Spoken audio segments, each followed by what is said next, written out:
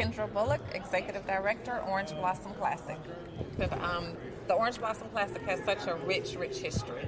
And it was one of those things for 40 some years we were missing. And I felt like, as a young girl growing up, I grew up around HBCU football.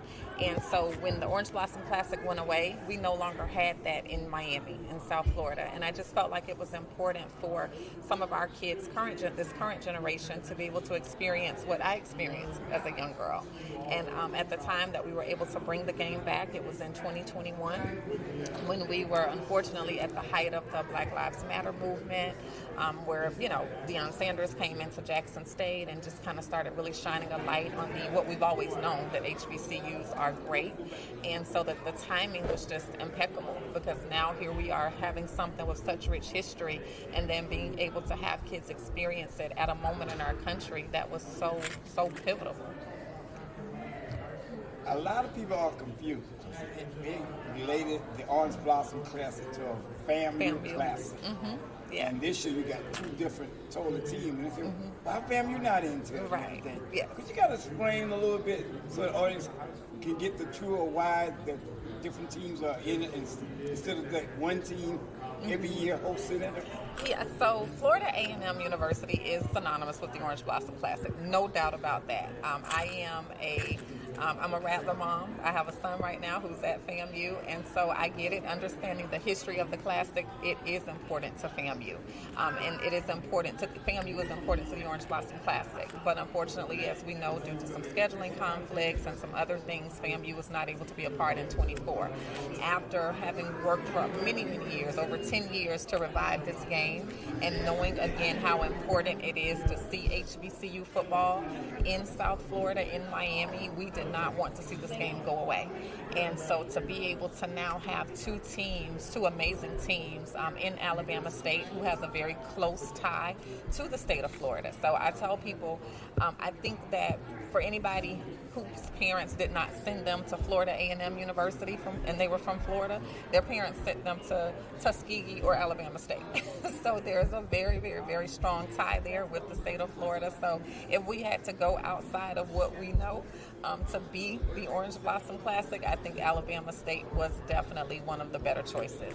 So, it is for individuals who are not just, about those particular schools, but our goal is to make sure that everybody embraces HBCU culture, where, regardless of who's on the gridiron, you are celebrating, you're supporting student athletes, you're supporting scholarships, and you're supporting and enjoying that culture and that vibe that classics bring.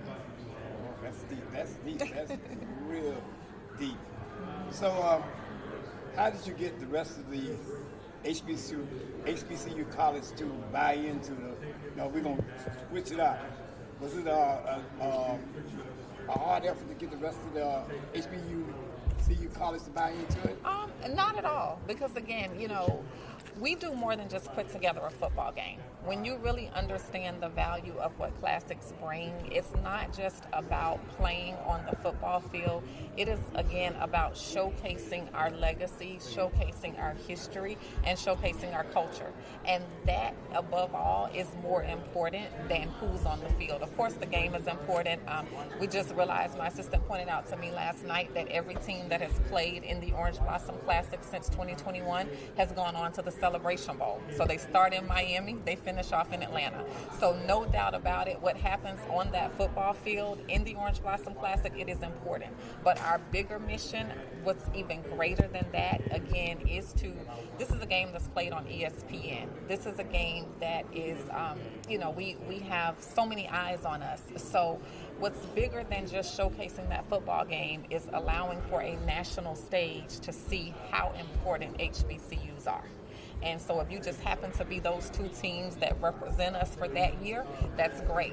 But either way, there's a story that needs to be told about HBCU culture and about what's important and about these student athletes who have an opportunity to be showcased at the national level. So it's not hard to get a buy-in when you really understand the importance of the mission and when you understand that the vision itself is so much bigger than what's happening on the field. Okay. Well, I think I'm going to go now. All right. Well, thank you. And everybody who's watching, I need y'all to go too.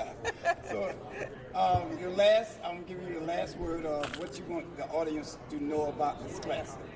Orange Blossom Classic, Labor Day weekend, Miami, Florida, Alabama State University Hornets versus the North Carolina Central University Eagles.